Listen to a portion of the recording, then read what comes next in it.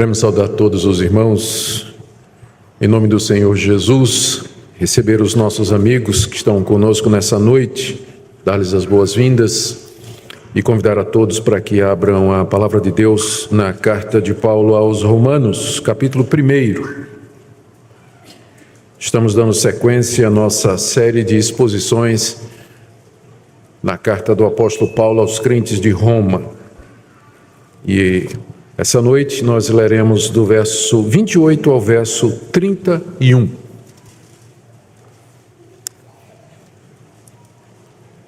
Romanos capítulo 1, de 28 a 31.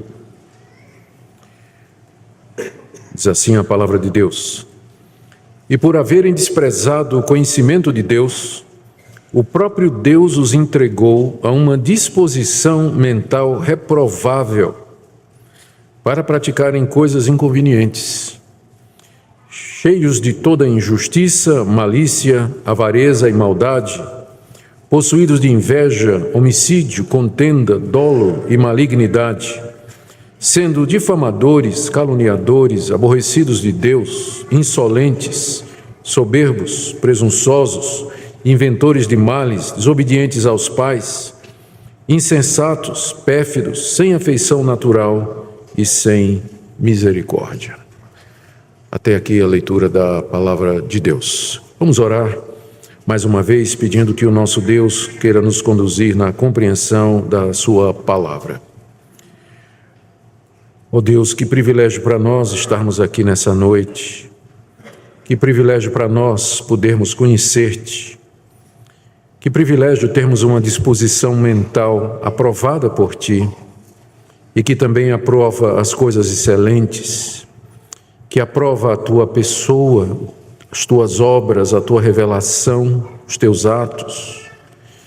Te damos graças, ó Deus, porque no meio da humanidade em trevas e na ignorância, o Senhor teve compaixão de um povo e trouxe esse povo pelo Evangelho e deu a verdade a esse povo.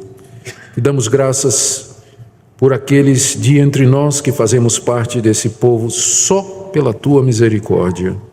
Pedimos que nessa noite a tua verdade brilhe no coração de todos que aqui se encontram e que a exposição da Sagrada Escritura seja usada pelo teu Espírito Santo na salvação dos que a ouvem e na edificação do teu povo. É o que pedimos em nome de Jesus. Amém. Queridos, nós temos aqui diante de nós, do verso 29 até o verso 31, uma descrição devastadora do estado real em que se encontra a humanidade diante de Deus. Aqui o apóstolo Paulo traz uma lista de 21 pecados que marcavam o mundo da sua época, o mundo grego-romano. O mundo da sua época estava debaixo do poder do Império Romano, mas a cultura era grega. E a combinação dessas duas culturas, com suas ideologias, filosofias e com suas religiões e sua idolatria, nos deu o que nós chamamos de paganismo. Ou seja, uma cultura que se vangloriava no homem, no poder militar, nas suas filosofias e que era marcada por uma profunda corrupção de costumes, a mais abjeta imoralidade. Era o mundo em que vivia o apóstolo Paulo. Mas olhando para nós mesmos e olhando para o mundo ao nosso redor, nós percebemos que esses 21 pecados, eles continuam nos dias de hoje a definir a própria sociedade em que nós vivemos, mesmo que ela tenha sido influenciada pelo cristianismo e que tenha sido criada e sustentada pelos valores da cultura e da religião judaico-cristã. Esse tipo de avaliação que o apóstolo Paulo está fazendo aqui, de que as pessoas estão cheias, que foram entregues a uma disposição mental reprovável, que praticam coisas inconvenientes, que estão cheias de toda injustiça, etc., etc. Esse é o tipo de avaliação que você certamente não vai encontrar na mídia, e que você não vai encontrar nos fazedores de opinião, e que você não vai encontrar entre os artistas, que você não vai encontrar entre os políticos. Boa parte das pessoas na nossa sociedade discordaria de que algumas dessas atitudes que são listadas aqui, elas são pecado ou mesmo erradas. E muitas pessoas diriam que essas coisas erradas que porventura esteja na lista é resultado da pobreza, que as pessoas não têm acesso à educação, que desde cedo elas têm que lutar e usar de todo tipo de meio para sobreviver, daí a violência e coisas afim. Isso aqui é o resultado de políticas erradas do governo, que não educa a população, que não, enfim, que isso aqui é o resultado da dominação de algumas classes que oprimem os pobres e assim por diante. Mas, contudo, para o apóstolo Paulo, esse tipo de atitude que caracteriza a sociedade é o resultado das pessoas terem rejeitado a Deus. Terem rejeitado a Deus. Essa é a raiz dessa sociedade em que Paulo vivia, a raiz da situação da sociedade em que Paulo vivia, e continua sendo a causa para o que nós vemos ao nosso redor. É que o mundo virou as costas para Deus. As pessoas viraram as costas para a revelação que Deus fez de si mesmo. Esse estilo de vida que Paulo retrata aqui bem descreve então a sociedade secularizada em que nós vivemos. O alvo de Paulo, quando escreveu esse catálogo de pecados, foi mostrar a verdadeira situação do mundo pagão e por que é que ele precisava pregar o evangelho na Espanha, que estava dominada por essa mentalidade. Essa é a razão pela qual ele escreveu a carta aos Romanos. Ele queria angariar a simpatia dos crentes de Roma para anunciar o evangelho lá nas brenhas do mundo pagão, lá ao norte, onde Cristo ainda não havia sido anunciado, lá para as bandas da Espanha. Por isso que aqui no capítulo 1 ele demonstra, vimos isso desde o verso 18, a situação de condenação e miséria em que o mundo pagão se encontra, sem o conhecimento de Deus e preso e condenado pelos seus próprios pecados. O meu objetivo nessa noite, então, meus irmãos, é procurar entender isso que Paulo descreve aqui no verso 18, no verso 28, como sendo uma disposição mental reprovável. O que é isso? Qual é a origem disso? De onde ela procede? Quais são os seus efeitos? E de que maneira nós podemos combater essa disposição mental? Vamos começar então nos perguntando o que é que Paulo quer dizer com isso. Verso 28, Deus os entregou a uma disposição mental reprovável. Literalmente aqui o que nós encontramos é a expressão uma mente reprovada. Uma mente reprovada, ou seja, uma mentalidade condenada por Deus e que por si só aprova aquilo que Deus condena, a uma mente que gere ou produz maus pensamentos. Outra tradução possível seria uma mente corrompida. É isso aqui que Paulo está falando. E significa essa disposição mental reprovável, significa uma mente que perdeu a capacidade de discernir entre o certo e o errado. Por isso que ela é capaz de fazer aquela lista que vem embaixo, porque ela não acha essas coisas erradas ou ruins. Então, ela perdeu essa capacidade, por isso que ela é uma disposição mental reprovada por Deus. Ela não consegue mais fazer a diferença entre o certo e o errado. E mais, ela não somente não consegue perceber a diferença entre o certo e o errado, ela não consegue perceber as consequências de fazer as coisas erradas, porque há consequências quando nós fazemos esse tipo de coisa. Mas essa mente reprovada, ela não consegue ver muito além do que ela tem vontade de fazer. Ela quer experimentar aquilo, ela quer provar aquilo, e as consequências ela não leva em consideração. E por conta disso também, essa disposição mental reprovável é a atitude da pessoa que não consegue mais se indignar com o erro. É uma pessoa que consegue conviver com todo esse catálogo aqui de coisas e não sentir coisa nenhuma, uma espécie de sociopatia espiritual. Sociopata é alguém que é incapaz de ter sentimentos por outras pessoas ou sentir alguma coisa. E aqui é uma espécie de sociopatia espiritual. A pessoa, ela vê o erro, ela sabe que está errado, mas ela está indiferente. Se está certo ou se está errado, para ela não interessa. Essa é uma mente reprovada, e mais adiante ela é incapaz de avaliar o juízo e o castigo que estão reservados para aqueles que praticam esse tipo de coisa, porque aquilo que o homem plantar, isso ele vai ceifar também, ou cedo ou tarde. Um dia a consequência do que nós fazemos vai nos encontrar, mas uma pessoa cuja mente está reprovada, é uma mente reprovável, ela não pensa nessas coisas, na consequência dos seus atos. Primeiro, se está certo ou se está errado, ela não consegue mais ver a diferença entre um e o outro. Por isso ela se lança a fazer aquilo que ela tem vontade e ela não mede as consequências do que vem depois. É isso que Paulo quer dizer aqui. E vai mais além. Nós vamos ver depois, quando chegarmos no verso 32, que essa mente, e não vai ser hoje, que essa mente, essa atitude, essa disposição mental reprovável, ela aprecia e ela tem prazer na coisa errada.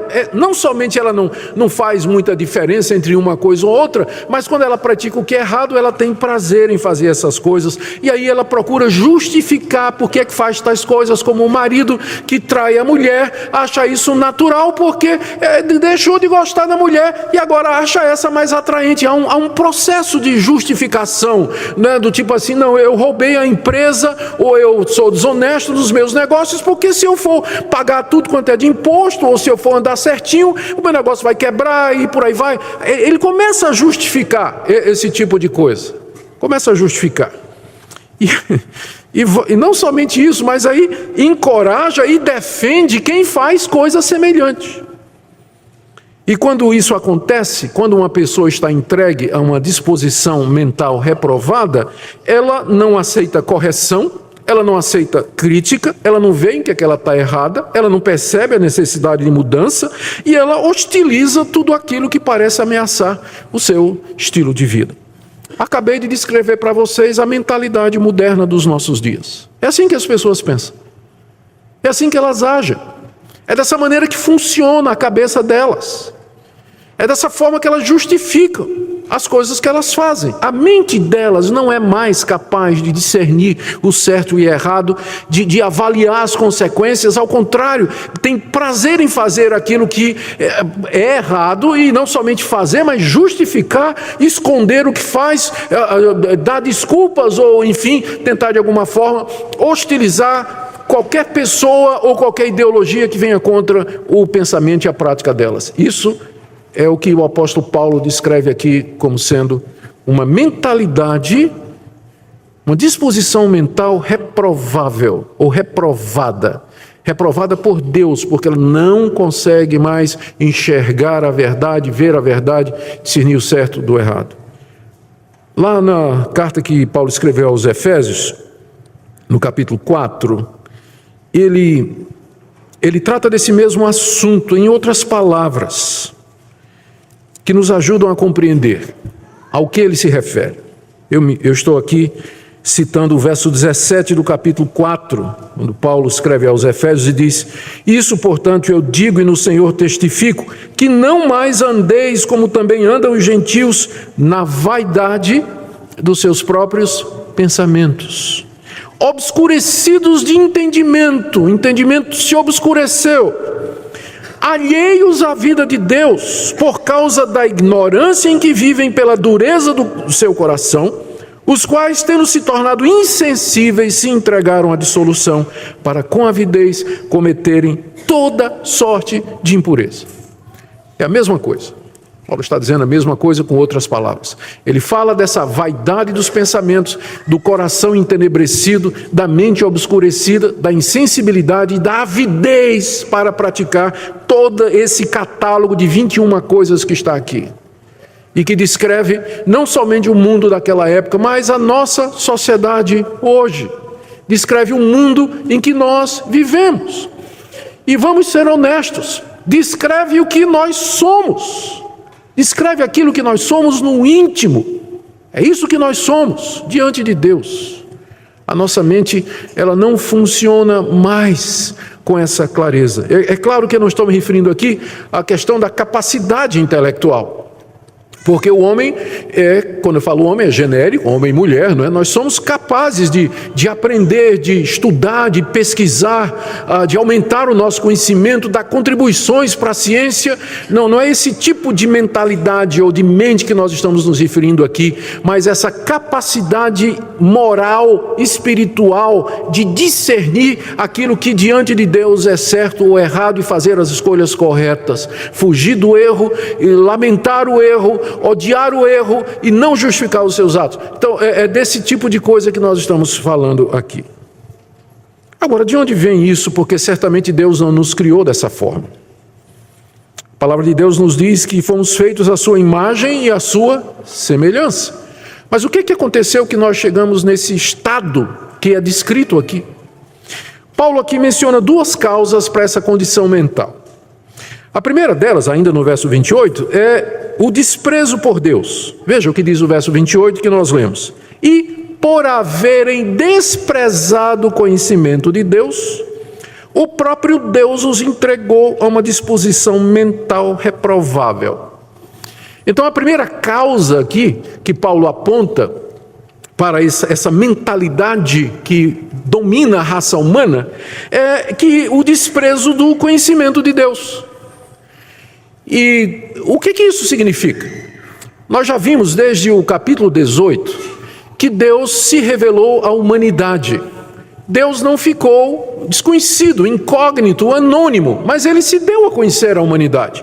No capítulo 1, no verso 18, diz que a ira de Deus se revela do céu.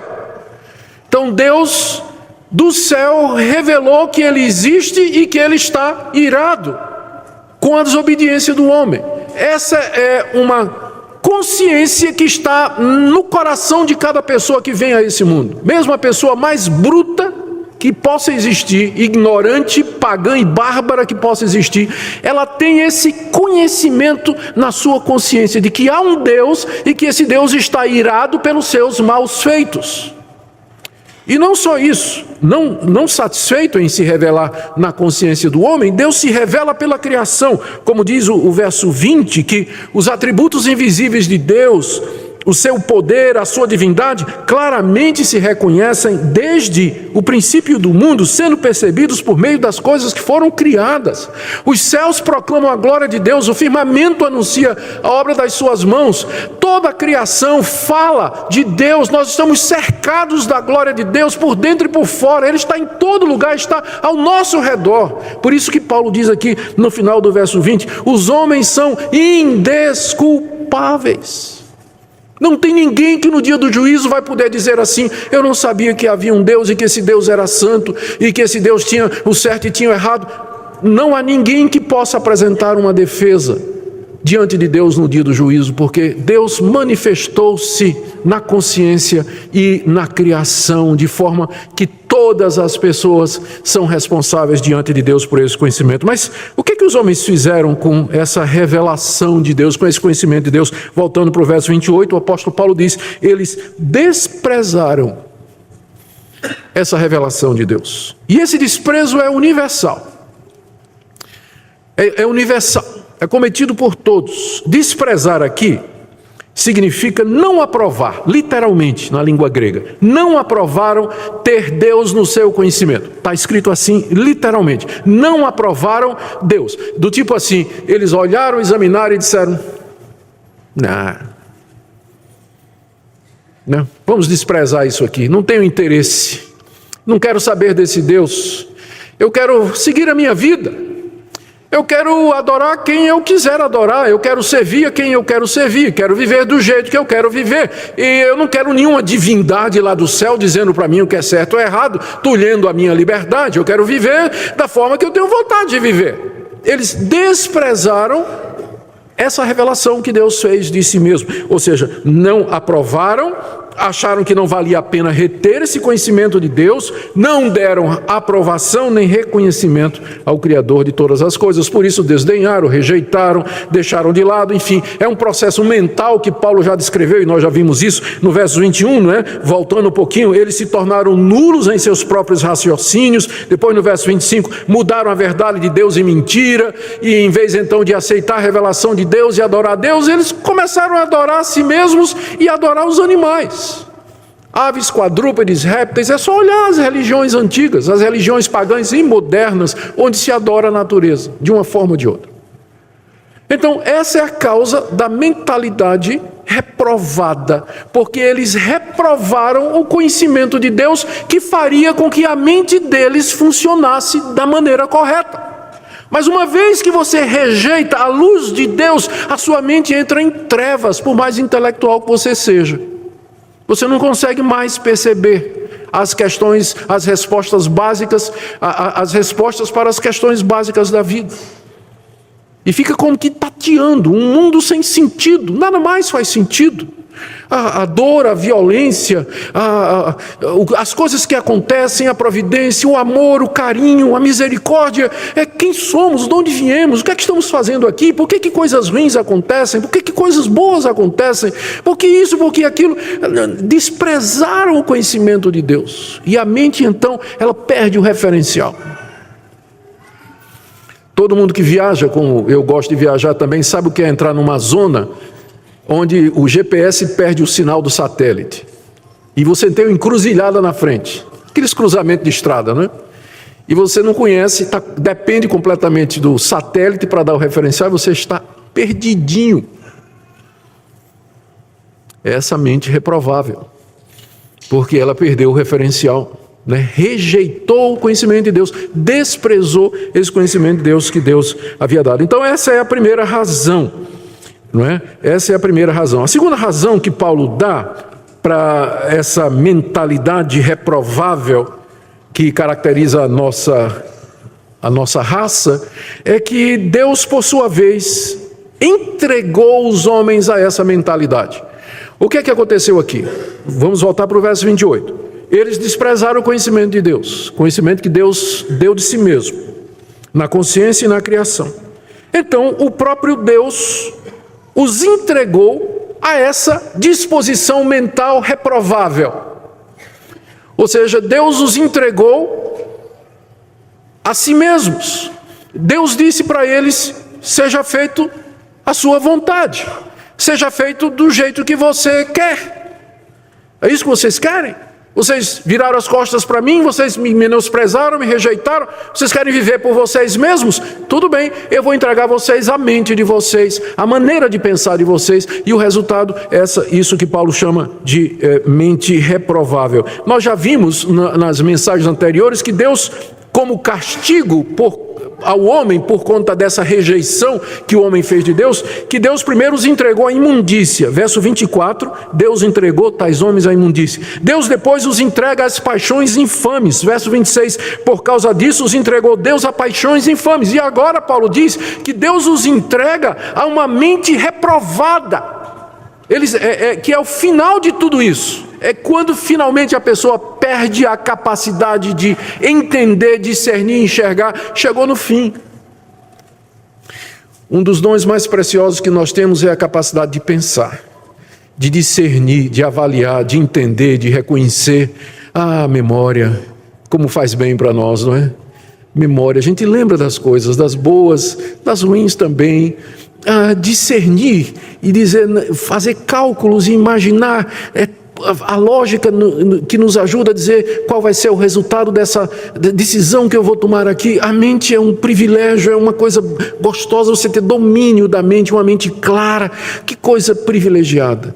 E nós sabemos como aflige as pessoas quando algumas daquelas doenças que se constituem distúrbios, elas tiram essa capacidade da pessoa, a pessoa perde a capacidade de reconhecer os outros. Às vezes ela está numa espécie de esquizofrenia, fica ouvindo vozes, não é? Ou uma bipolaridade, a mudança de humor de uma situação para outra, sociopata, que ele não tem sentimentos mais pelas pessoas, algumas doenças degenerativas que a pessoa vai perdendo o reconhecimento, não consegue saber mais onde está, lá e tudo mais. Imagine tudo isso transferido para o mundo espiritual.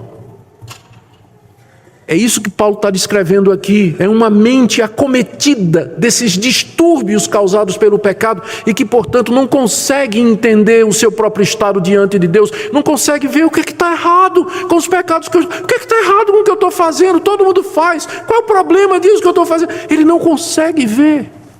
Deus o entregou a uma disposição mental reprovável e ele nem consegue ver isso, nem consegue ver isso. Que esse é o estado em que ele se encontra. Esse é o estado em que ele se encontra. Veja que essa entrega de Deus é uma entrega punitiva. O castigo do pecado é pecado. Eu estava lendo um comentário que o pastor disse que alguém chegou para ele e disse assim: pastor, a AIDS é o pecado da homossexualidade? Ele disse: não, o pecado da homossexualidade é a homossexualidade mesmo.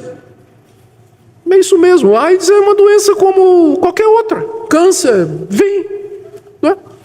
Mas o castigo do pecado é mais pecado, e o castigo para reprovar a Deus é uma mente reprovada.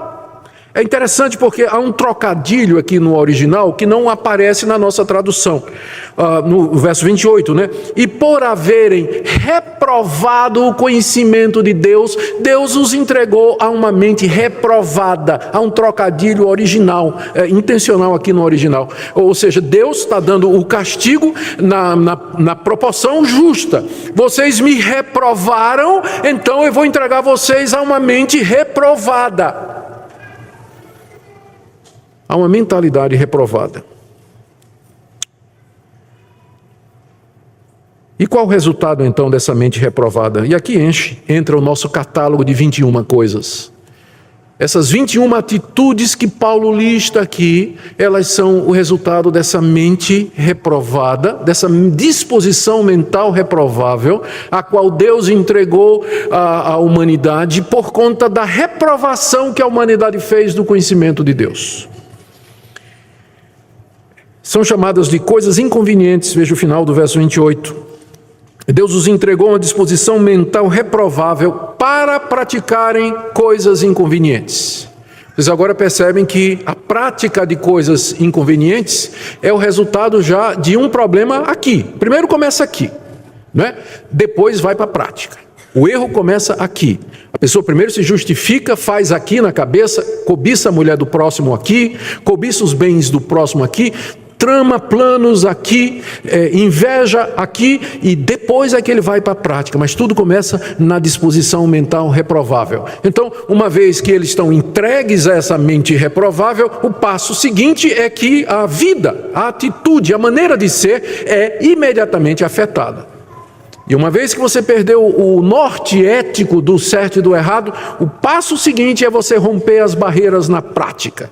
Você então agora está liberado, sua mente liberou, você se sente livre então agora para fazer todas essas coisas que você tem vontade. E aí vem esse catálogo aqui de coisas que Paulo diz que são erradas, impróprias diante de Deus e dos homens, menos para essas pessoas que consideram essas coisas como naturais e normais. São 21 atitudes, algumas observações sobre essa lista. A primeira delas, é claro, essa lista ela não é exaustiva. Paulo está apenas dando uma amostra do que é que acontece numa sociedade ou com indivíduos que rejeitaram a Deus e viraram as costas para Deus e que então estão dispostos a seguir o seu próprio caminho. O resultado, na prática, é esse aqui. Então, essa lista ela não é completa, tem mais coisas. Há muitas listas de pecados, vamos chamar assim, no Novo Testamento e no Antigo, onde tem outras coisas que complementam essas aqui. Aqui mesmo nessa própria lista, o apóstolo Paulo não inclui a homossexualidade, porque ele já tratou nos versos 27 e 28, que foi objeto da última mensagem que eu preguei aqui na carta aos Romanos, não é? Ele já tratou desse tipo de comportamento, e agora por isso não entra nessa lista, mas ele já falou disso aqui. A segunda observação é que quando a gente dá uma olhadinha nessa lista, a gente percebe que ela não é somente uma lista de pecados sexuais, não é? Como se pensaria, mas na verdade representa a quebra de todos os mandamentos de Deus. Eu não sei se Paulo fez de propósito, mas a gente pode traçar praticamente cada um desses pecados mencionados aqui a um dos mandamentos de Deus. Os 4 primeiros mandamentos de Deus, estou falando aqui dos 10 mandamentos, os 4 primeiros têm a ver com Deus. Não terás outros deuses diante de mim, não tomarás o nome de Deus em vão, não farás para ti imagem de escultura, lembra do dia de descanso para o guardar e tudo mais. E você vê Paulo aqui mencionando, aborrecidos de Deus, insolentes, soberbos, presunçosos e insensatos. É tudo pecado contra Deus, é afronta a Deus. O homem arrogante, o homem insolente, o homem soberbo e literalmente aborrecido de Deus, ele não quer saber de Deus, ele tem aborrecimento de Deus, quebrou todos os 4 mandamentos, primeiros mandamentos da primeira tábua. E aí em seguida vem os outros mandamentos que têm a ver com o próximo. O 5º mandamento diz: honra teu pai e tua mãe. E o que é que a gente encontra aqui na lista? Eles são desobedientes aos pais. Começa cedo isso, começa com os nossos filhos, começa quando são crianças mesmo. Já manifesta essa mentalidade reprovada de se virar contra toda a autoridade, contra aquilo que é certo e que é errado. Não vamos pensar que isso aqui é coisa de adulto, não. Isso acontece com adolescente também, com criança também. Desde cedo se manifesta na nossa raça essa infecção que nós nascemos com ela, herdamos dos nossos pais. Também fala aqui de falta de afeição natural. Está vendo aí no final? Ali no meio do verso 31, isso significa literalmente falta de afeição natural, que é a afeição que os pais e as mães naturalmente teriam pelos seus filhos. Mas o que é que a gente vê hoje? Pai e mãe aborrecendo o filho, espancando o filho, desproporcionalmente, machucando o filho. A quantidade de criança que chega no hospital, machucada, o olho roxo, dente quebrado, furada de ponta de cigarro. A gente, falta de afeição natural, quebrando o mandamento que fala a respeito do amor aos pais.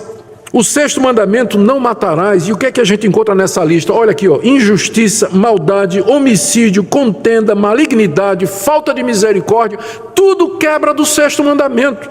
7º mandamento: não adulterarás. Ele já falou a questão da imoralidade nos versos 27 e 28. 8º mandamento: não furtarás. 10º mandamento: não cobiçarás. Paulo menciona aqui inveja, dolo, inventores de males. 9º mandamento: não darás falso testemunho. Paulo fala aqui difamadores, caluniadores. É a lista completa. Quebraram tudo, catálogo todo, todos os 10 mandamentos, não escapou um.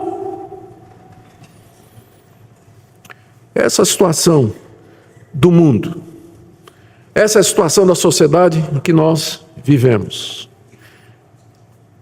Esse é o meu estado e esse é o seu. Por quê?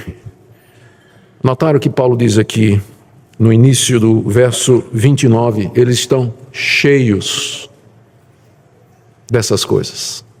Eles estão cheios porque na hora que rejeitaram a Deus, criou um vácuo. E esse vácuo, se não for enchido por Deus, ele vai ser enchido por outra coisa. Uma vez que rejeitou-se o conhecimento de Deus, o coração se enche dessas coisas aqui.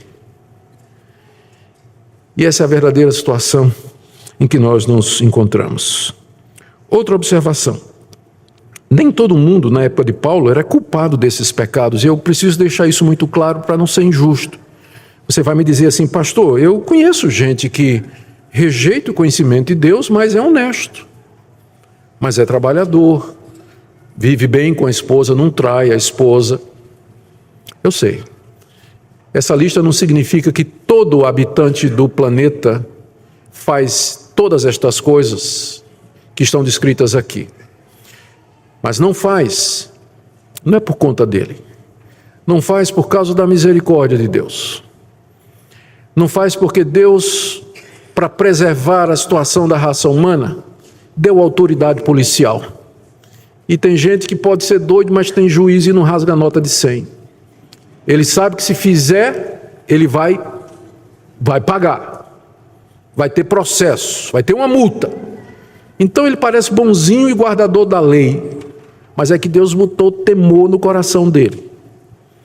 Tem outras pessoas que parecem pessoas bondosas e misericordiosas. Deus os agraciou com um temperamento bom. Uma disposição natural, alegre, sempre faceiro e para ele tudo está bem. Não é dele. O coração dele está pronto para fazer essas 21 coisas ou mais.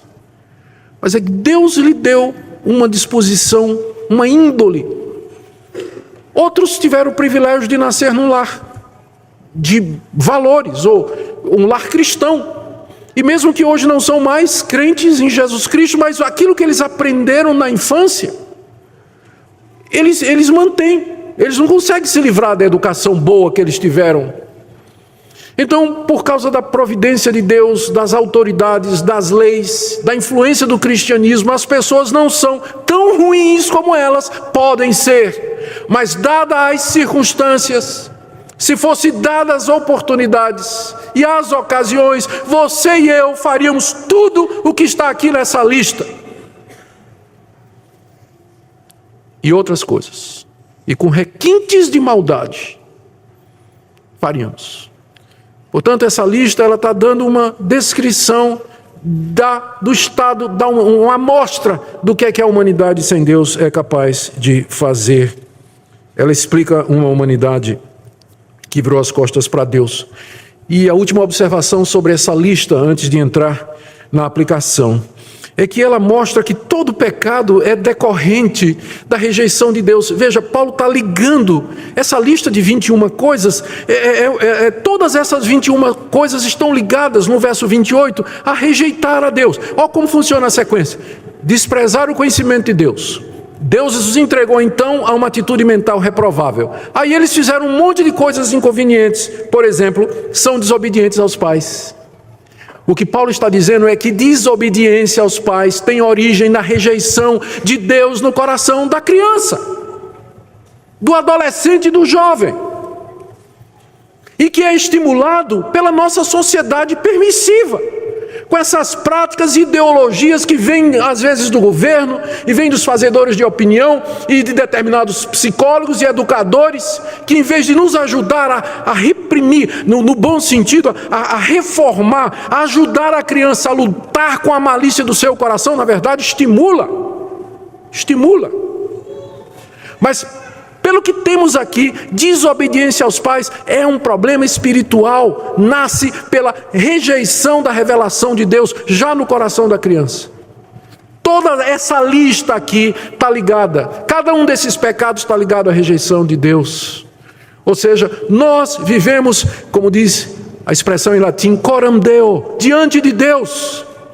O mundo está diante de Deus, mesmo nas suas iniquidades. Quando o mundo peca, ele peca contra Deus, mesmo que não acredite em Deus, mas ele está pecando contra Deus.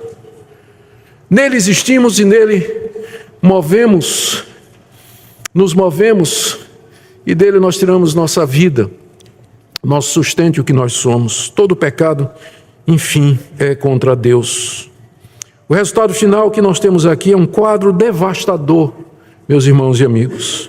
Nós temos aqui a justa condenação de toda a raça humana, a corrupção integral da pessoa humana e a impotência para resolver o problema, porque ele está preso nessa mentalidade, ele não consegue ver que ele está condenado, ele não consegue perceber como ele tem ofendido a Deus pelos seus pecados, ele não consegue enxergar as consequências que lhe aguardam. Esse é o quadro. E essa passagem, então, ela nos ensina que há várias coisas que precisam ser revertidas em nossa vida para que nós sejamos salvos. A salvação não é tão simples como às vezes alguns movimentos evangélicos querem fazer parecer, do tipo assim: Jesus morreu lá na cruz, né? Derramou seu sangue aí.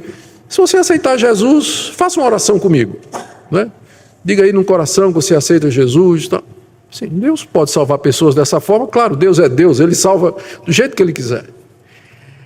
Mas o que está envolvido na salvação de um pecador, olha o que é que está envolvido pelo que nós lemos aqui. Primeiro, A ira de Deus está sobre nós por causa da nossa impiedade e da nossa perversão, porque nós rejeitamos o conhecimento dele. Então a ira dele está sobre nós. Romanos capítulo 1, verso 18. A ira de Deus se revela do céu.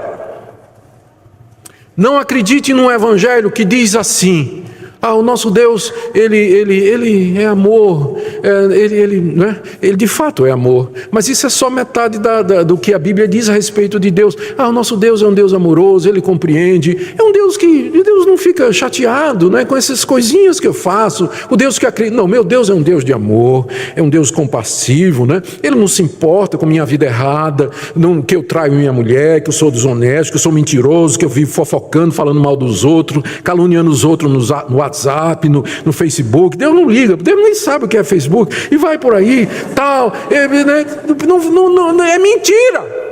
Não acredite nisso. Existe um Deus, e ele é um Deus amoroso, mas ele está irado com a perversão e a impiedade dos homens que viraram as costas para ele. Então é isso que tem que ser vencido. Como é que você pretende vencer a ira de Deus?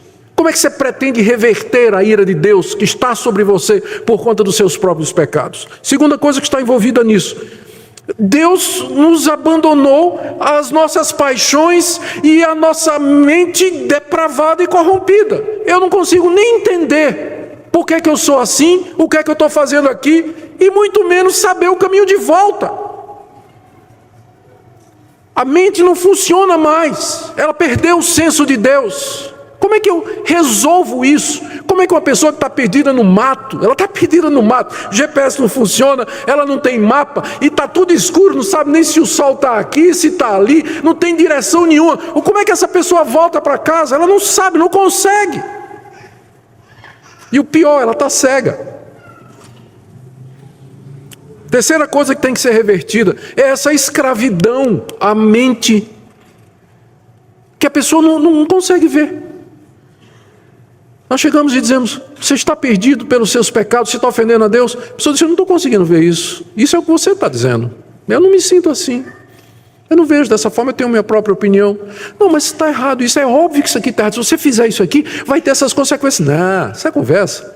Eu sei de gente que fez pior e não aconteceu nada. Entende? Ela está presa. Ela não consegue sair. Como é que você acha que isso pode ser revertido? Agora, você vem falar comigo e dizer assim: não, pastor, a pessoa se salva pelas boas obras. Se ela fizer coisas boas e, enfim, fizer o bem ao próximo e cumprir as suas obrigações, aí Deus, no fim, Deus vai ter misericórdia dela. Será que você ainda consegue falar em salvação por obras depois dessa descrição aqui? Depois da gente entender o que é uma mente reprovável? Como é que você ainda vem falar de boas obras e dizer do tipo assim: pastor, sabe o que é? Eu vou usar meu livre-arbítrio, né? Minha força de vontade, e eu vou romper com tudo isso, e eu vou me voltar para Deus. Mas como é que uma pessoa numa situação dessa, a mente não funciona, ela já foi abandonada por Deus, a ira de Deus está sobre ela, como é que ela volta? Como é que ela se reconcilia? O que é que ela pode oferecer a Deus? O que é que ela vai dar em troca da sua alma diante de Deus? Não, gente. Há somente uma coisa que pode reverter esse quadro, e que Paulo já tinha anunciado no início desse capítulo, no verso 16: não me envergonhe do Evangelho, porque é o poder de Deus para salvar todo aquele que crê. O Evangelho é o poder de Deus, e não é chamado de poder à toa, porque nada menos do que um poder sobrenatural para reverter essa situação. A palavra poder aqui é uma palavra conhecida nossa, na língua grega, dinamis, de onde vem a palavra dinamite, poder. Esse é o poder, esse é o Evangelho. Ele é o poder de Deus para reverter essa situação, porque no Evangelho, por conta do que Cristo fez na cruz, do seu sacrifício, do seu sangue derramado, do seu sofrer, do seu padecimento por nós, Deus nos perdoa. Deus nos reconcilia com Ele, Deus nos justifica, Deus retira a sua ira de sobre nós, Deus nos dá a mente de Cristo, Ele clareia, renova o nosso entendimento para a gente saber o que é certo e errado e dizer: eu era cego, mas agora eu vejo. Só o Evangelho faz isso, nada mais. Não há nenhum poder conhecido do homem, fora do Evangelho, que possa reverter a situação em que nós nos encontramos. E a minha grande pergunta, aliás, a grande pergunta que se impõe a nós nessa noite, é essa: qual o seu estado hoje à noite? Como você está diante de Deus? Você está vivendo na prática costumeira desses pecados? Presunçoso, desobediente aos pais, insensato, sem afeição, sem misericórdia, difamador, caluniador? Está vivendo nessas coisas? De que forma você espera ser perdoado por Deus, aceito por Deus e se livrar do juízo vindouro que se aproxima? Talvez eu acabei de falar essas coisas aqui e você olhou e disse: isso não é comigo. Talvez esse seja o primeiro indicativo de que você está entregue a uma disposição mental reprovável, porque você não consegue se ver no que eu estou dizendo hoje à noite. Porque eu não estou falando de mim. Eu estou lendo a palavra de Deus, estou explicando a você a palavra de Deus. E se você nessa noite ouviu o que foi dito e você disse: isso não tem nada comigo, eu não sou assim não, isso aí é conversa e tudo mais, talvez já seja a primeira indicação de que você está entregue a essa mentalidade reprovada que não consegue mais entender nada. Mas se nessa noite você ouviu isso aqui, e você temeu, e você tremeu, e você disse: ó Deus, é isso mesmo, eu sou isso aqui, ou eu era isso aqui, e foi o Evangelho que mudou minha vida, foi o Evangelho que me transformou. Se você do fundo do seu coração se vê aqui nessa noite, eu quero dizer que esse é o primeiro passo para a esperança. Você não está longe do reino de Deus. Você não está longe do reino de Deus, se nessa noite você se viu aqui. Porque Cristo veio não para quem é são, Ele veio para os doentes. E se você nessa noite diz: Deus, eu estou doente, eu estou escravo do meu coração e da minha mente, saiba que nessa noite, Deus, pelo poder do Evangelho, quer iluminar a sua mente, quer perdoar você, quer receber você, justificar dos seus pecados, lhe dar uma nova vida. Se você crente já é, levantar-se e recomeçar, romper com os hábitos pecaminosos, perdoar quem você tem que perdoar, colocar a sua vida em ordem e ter um novo começo com esse Deus maravilhoso e todo-poderoso que pode, pelo Evangelho, libertar o pior pecador, a começar em mim. Que Deus nessa noite tenha misericórdia de nós e que sua palavra cale nos nossos corações e que pecadores sejam salvos nessa noite, como um dia eu fui também e tantos outros foram aqui, e que o povo de Deus seja santificado e renovado para viver para a glória dele. Amém. Baixe nossos conteúdos gratuitamente. Acesse o canal pelo link na descrição.